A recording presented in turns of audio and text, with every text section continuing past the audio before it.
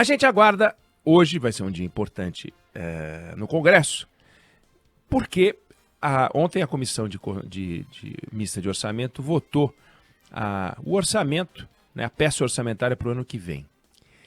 E ali tem dois números que chamam muita atenção, sendo muito debatido na imprensa, todo mundo indignado com esses números. Um deles é o valor aprovado para o fundo eleitoral do ano que vem, quase 5 bilhões de reais. Quase 5 bilhões de reais, que é o dobro da última eleição municipal. É inacreditável 5 bilhões de reais, primeiro.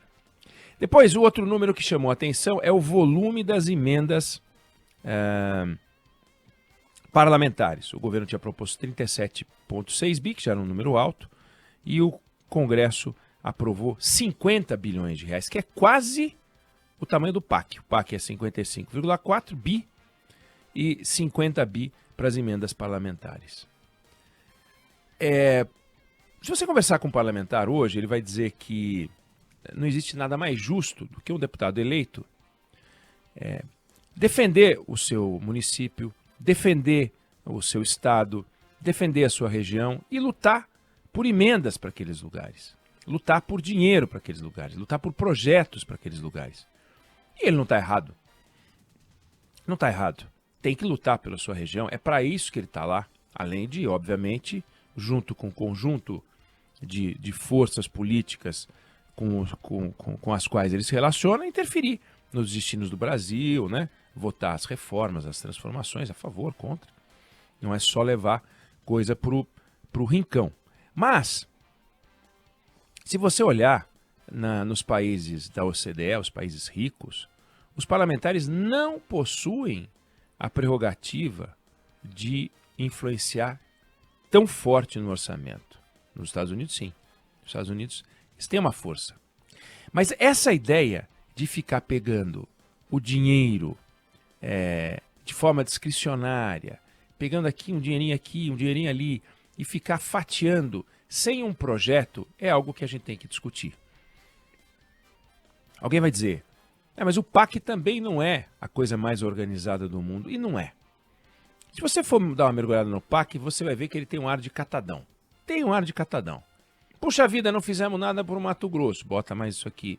Meu Deus, Goiás ficou de fora. Bota mais esse negocinho aqui. Na área de educação tá faltando um negócio aqui em Santa Catarina. Bota mais uma coisinha. É meio que um catadão. Foi a forma como, por exemplo, a gente escolheu os estádios da Copa aqui no Brasil. Uma brigalhada política, não teve lógica nenhuma. Lógica de voos, lógica de logística, lógica desportiva, não. A lógica foi política. Política. Quem podia mais, gritava mais. Então a gente teve arena em Manaus, a gente teve um número de estádios maior do que o razoável, maior do que o necessário, tudo porque brigalhada política. Brigalhada política. Gastos absurdos e tal. É a lógica brasileira. E nessa lógica brasileira, os parlamentares eles vão aprovando as emendas deles de acordo com os interesses paroquiais mesmo, como você bem sabe. E aí, você não faz nada direito. Então, se você tem 50 bilhões de reais, que é uma baba de dinheiro, se você tem 50 bilhões de reais para fazer o bem para o país, por que não aplica tudo por exemplo, num projeto? Faz uma ferrovia com isso aqui, tá bom? É demais.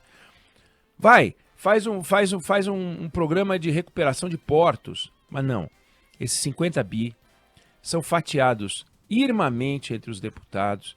Tem emenda de bancada, emenda de relator, emenda de não sei o quê, emenda individual. Se o cara é da oposição ou do governo, dá na mesma.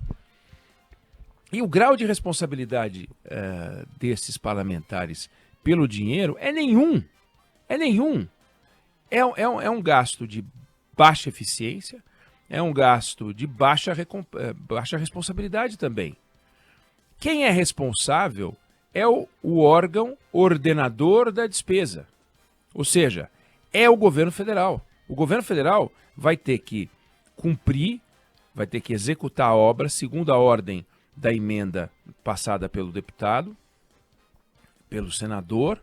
O governo federal vai ter que cumprir às vezes é uma transferência de recursos, às vezes é uma obra, às vezes é um projeto qualquer. E se der ruim, o TCU vai em cima do gestor.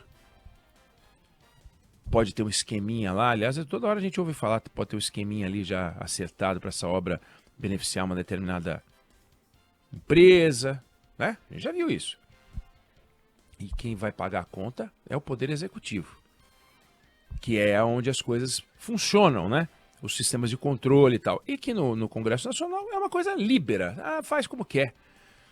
É uma loucura você imaginar que o Brasil, que é um país extraordinário, ontem a gente falava aqui, né? Puxa vida, a gente aprovou 3 emendas constitucionais importantes, 3 reformas importantes, a trabalhista, a previdenciária e a tributária, em um prazo de 6 anos. Que país fez isso? Oh, que bacana. Congresso reformador, o Congresso buscando ser diferente, o Congresso buscando fazer uma coisa bacana. Mas, de repente, na hora do orçamento, está cada vez mais claro que o Congresso quer se desvencilhar do Poder Executivo e deixar o Poder Executivo chupando o dedo, que é o que está acontecendo, que é o que vai acontecer, porque o Congresso não precisa mais do Poder Executivo para nada. 50 bi para os deputados, 55 para o PAC, é a mesma coisa. O programa de aceleração do crescimento com 55. Com 50, você está acelerando também. Só que acelerando a reeleição, né, dos deputados e senadores, acelerando a reeleição de prefeitos, amigos e aliados, eventualmente acelerando também o crescimento de algumas empresas, né, algumas construtoras, algumas empreiteiras, amigas, né? É uma excrescência. E aí, quando você vai para o outro ponto, que o Fernando Schiller já reclamou muito, que é o fundo eleitoral, também você tem um escândalo. Como é que pode? O governo propôs 939 milhões. Tá? É pouco.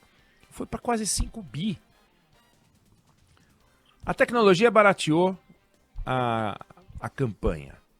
Barateou a campanha.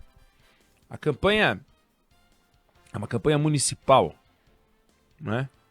Portanto, ninguém vai ficar viajando o estado todo. Se o senador quiser viajar o estado todo, se o deputado quiser viajar o estado todo, é outra questão, mas a campanha é municipal.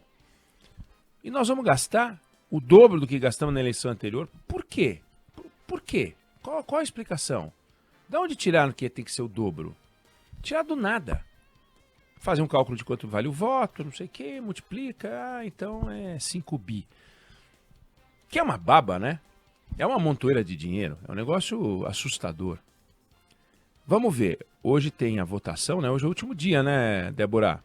Hoje é o dia D para a votação do orçamento. Isso. Deve sair a votação, devem confirmar esses números.